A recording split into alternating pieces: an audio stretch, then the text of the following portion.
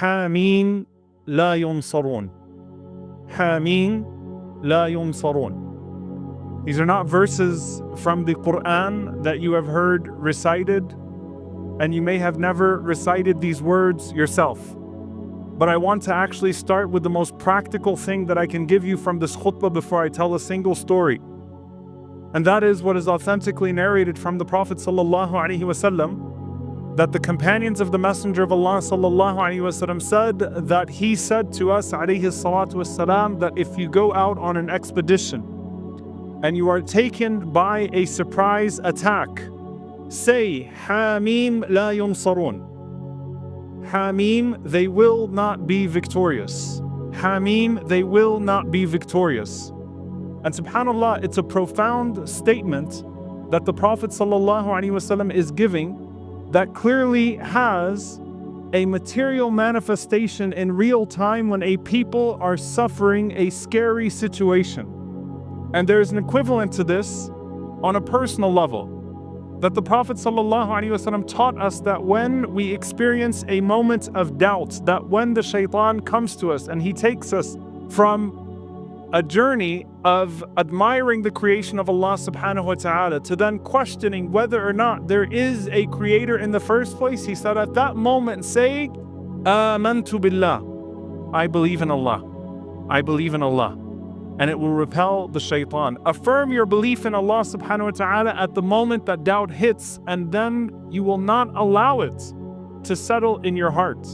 And in this situation, the Prophet ﷺ gives us another affirmation, Hamim la yunsarun. And I want you to think about it every single time you turn on the news and every single time you follow the cycle and you feel like another devastating twist has happened and it feels like there is no path to victory. La yunsarun, they will not be victorious. It emanates from the same spirit that the Prophet ﷺ acted upon in the Qur'an.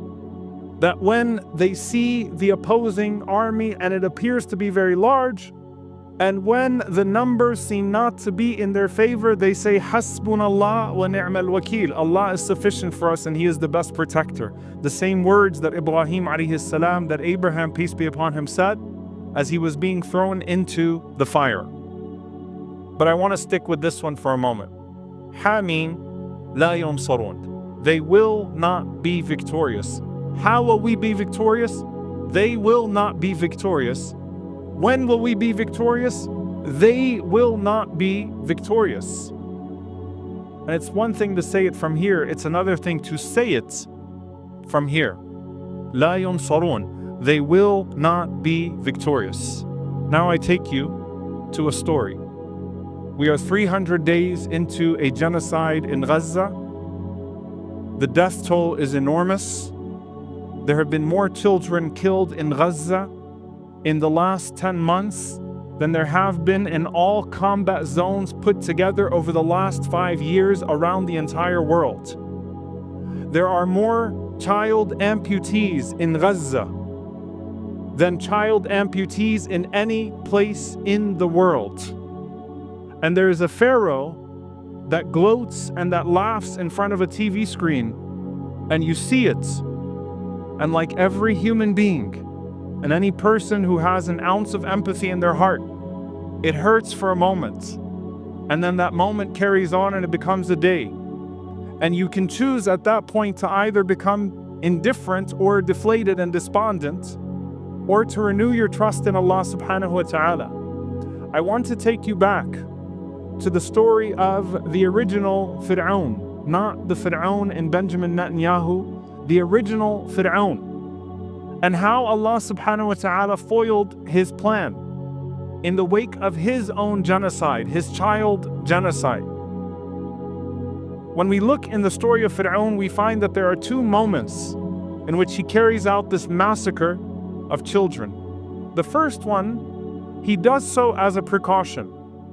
As Mufassirin mention, that Fir'aun saw a dream. One narration of that dream, he saw a fire that came from Al-Bayt al-Maqdis, that came from Jerusalem, and that overtook every single home in Egypt except for Bani Isra'il. In another narration, he saw a child from Bani Isra'il rising to take his throne. On top of that, some of the Mufassirin mention that Ibrahim alayhi salam had prophesied that a child from his descendants would overthrow a Fir'aun. And Fir'aun gathers at his time, as we all know, the Sahara, the sorcerers, the fortune tellers, the magicians. And he tells them about this dream. And to a tyrant, all children are disposable. There is no regard for human life.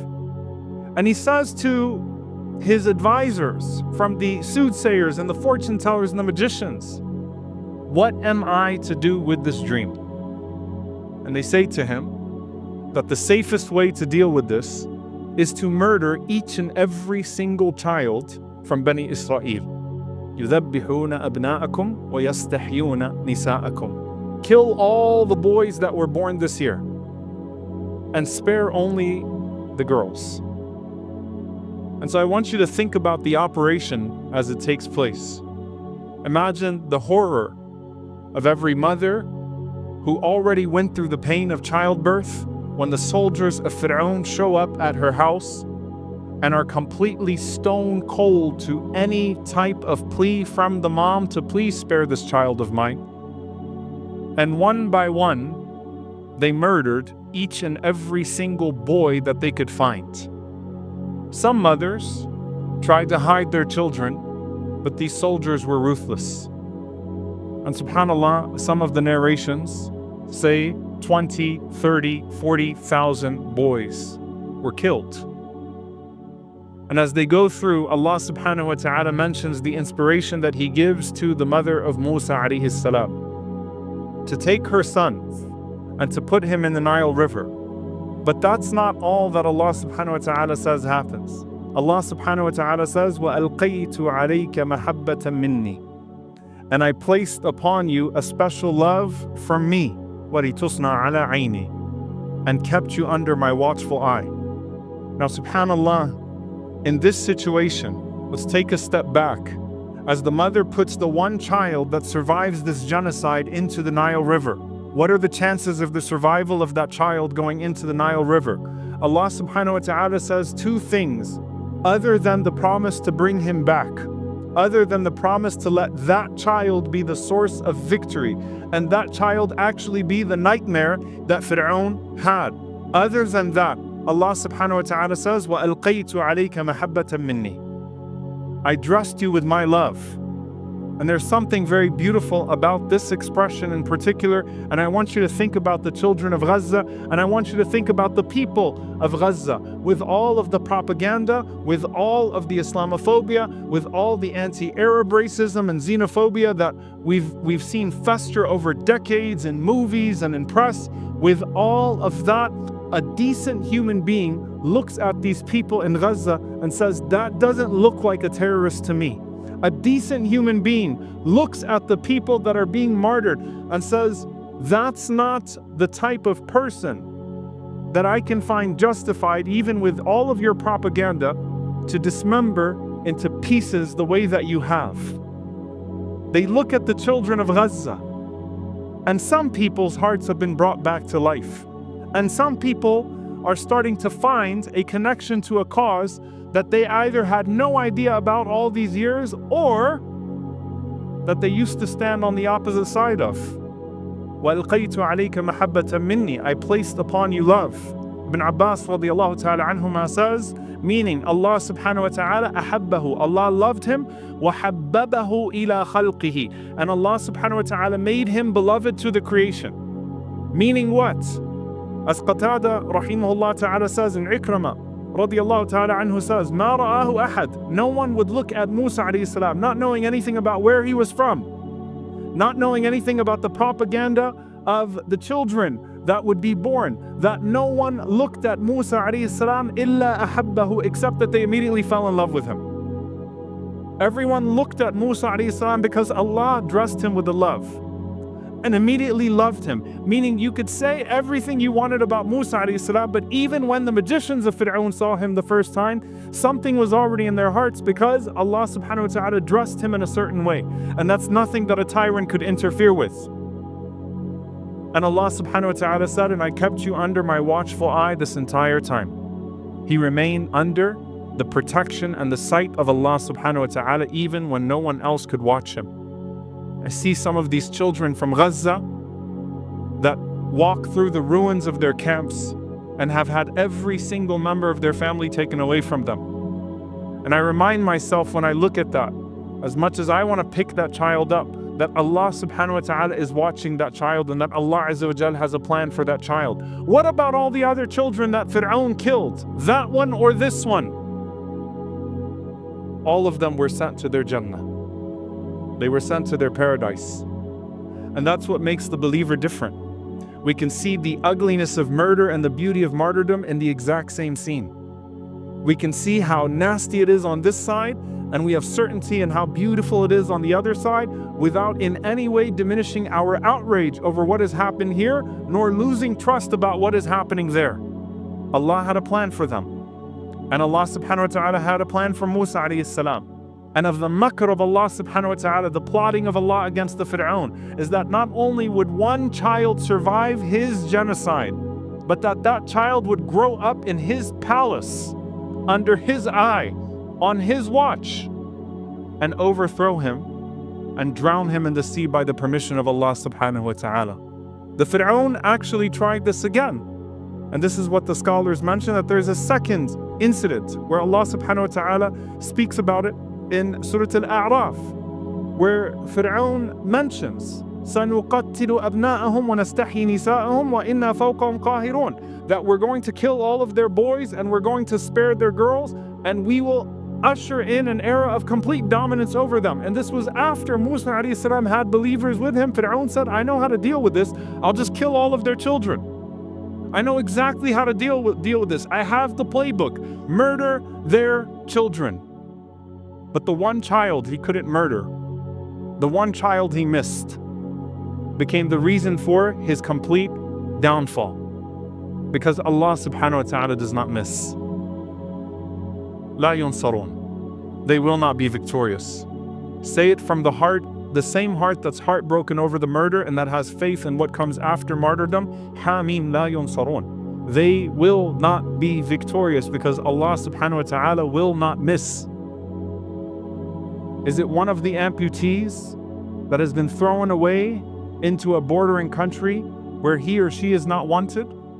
Is it one of the children who's growing up in the refugee camp and who now has a sense of purpose when their childhood was stolen away from them as to what they want to live the rest of their life doing and what they want to meet after death? What is it? Allah subhanahu wa ta'ala has a plan. And the tyrant always misses someone. The tyrant always misses a detail. Allah subhanahu wa ta'ala never misses, and Allah subhanahu wa ta'ala never loses sight of the details. Dear brothers and sisters, it's hot outside, so I'm going to wrap this khutbah up inshallah ta'ala to spare the people that are sitting outside.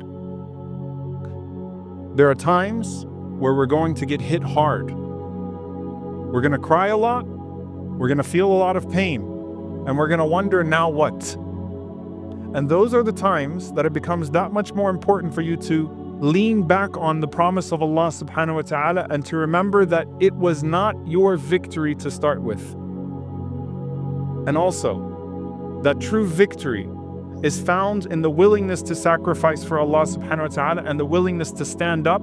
And that idea of sacrifice, that idea of freedom, that idea of standing up is resonating now around the world, not just in the Gaza Strip, in ways that it never has before. Al-Bara radiyallahu ta'ala anhu says, قَالَ تَعُدُّونَ أَنْتُمُ الْفَتْحَ فَتْحَ مَكَّةِ. He said that you people consider the victory, the conquest, to be the conquest of Mecca. وَقَدْ كَانَ فَتْحُ مَكَّةَ فَتْحًا. And indeed, the conquest of Mecca was a victory. وَنَحْنُ نَعُدُّ الْفَتْحَ Bay'atul Ridwan, Yawm al-Hudaybiyah. As for us, we see the true victory having come under the tree when we pledged with the Prophet ﷺ in the midst of negotiations that some people saw as a humiliation for the Muslims and a sign of weakness. It was in that there was a willingness to sacrifice that Allah subhanahu wa ta'ala rewarded, and that doors were opened that they could not see, even if it wasn't the ultimate door that they wanted to be opened. There's something I want to remind you of with the death and destruction. SubhanAllah, the man who said this quote, a man by the name of Medgar Evers, famous civil rights icon in the 1960s. He has a famous quote that says, "You can kill a man, but you can't kill an idea." It's actually a quote that was on the funeral program of Al-Hajj Malik al-Shabazz, rahimahullah, who was murdered at the age of 39, who we're still talking about today. He would have been 100 years old next year. You can kill a man, but you can't kill an idea. If you go to the driveway of Medgar Evers in Jackson, Mississippi, the blood from when he was shot still stains the driveway. You actually stand in the blood of a man. You can kill a man, but you can't kill an idea. And that is the mistake and the miscalculation of every single tyrant, of every single pharaoh. You can kill a man, but you can't kill an idea. Alhamdulillah for an idea that is so potent, that is so pervasive, that it has spread throughout the world, and that we are, bi'idhnillahi ta'ala, nurturing in the hearts of our next generations. Alhamdulillah for that. And when we see the pain, I leave you with this dua of the Prophet sallallahu alaihi wasallam, as Abdullah ibn Umar radiallahu ta'ala anhuma mentioned. He said that we went out on the day of Badr, that the Prophet sallallahu alaihi wasallam kharaja yawma Badrin. He went out on the day of Badr and he had 315 people with him. And he made the following dua: Allahumma innahum hufatun. Oh Allah, they are naked. Oh Allah, they are barefoot. Fahmilhum. Allahumma innahum hufatun. Oh Allah, they are barefoot, so provide for them mounts. Allahumma innahum uratun. Faksuhum. Oh Allah, they are naked, so clothe them. Allahumma innahum ji'a'un. Fa'ashbi'hum. Oh Allah, they are hungry, so feed them. Allahumma innahum hufatun. Fahmilhum. Oh Allah, they are barefoot, so give them something to ride upon. Allahumma innahum uratun. Faksuhum. Oh Allah, they are naked, so clothe them. Allahumma innahum ji'a'un. فأشبعهم. Oh Allah, they are hungry, so feed them. And he says, radiyallahu ta'ala anhu, ففتح الله له يوم بدر فانقلبوا حين انقلبوا وما منهم رجل إلا وقد رجع بجمل أو جملين واكتسوا وشبعوا. He said that the Prophet ﷺ left the battle of Badr, and not a single person that was with him came out of that battle except that he had a camel or two camels, and that he was fully clothed and had extra accessories, and that they had something to fill their stomachs with. And so we complain to Allah subhanahu wa ta'ala, Oh Allah, our people are hungry, so feed them. Oh Allah, our people are naked, so clothe them. Oh Allah, our people do not have clean water, so provide them clean water. Oh Allah, our people are under the most mischievous and evil tyrant that we have known in our lifetime. Oh Allah, so grant them victory. Oh Allah, our people are desperate, so give them hope. Oh Allah, our people are feeling neglected, so oh Allah, be with them. Oh Allah, our people are sad. Oh Allah, grant them happiness. Oh Allah, our people have been betrayed, so oh Allah, be their guardian. Oh Allah, our people have been cut off. Oh Allah, place us in solidarity with them. Oh Allah, grant our people in Gaza and the oppressed all over the world victory. Allahumma Aamin.